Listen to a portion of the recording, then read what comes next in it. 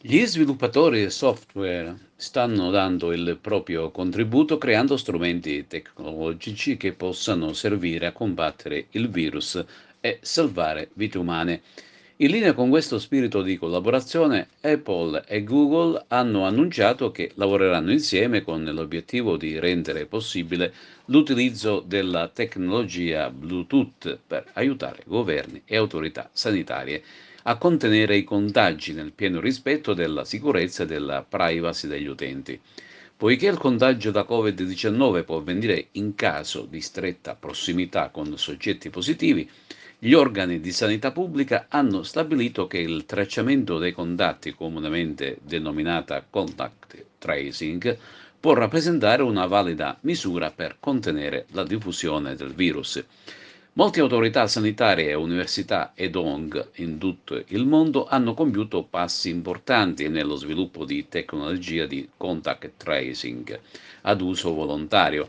A sostegno dei loro sforzi, Apple e Google lanceranno una soluzione completa per includere interfacce di programmazione app e tecnologia a livello di sistema operativo per favorire l'attivazione del tracciamento dei contatti.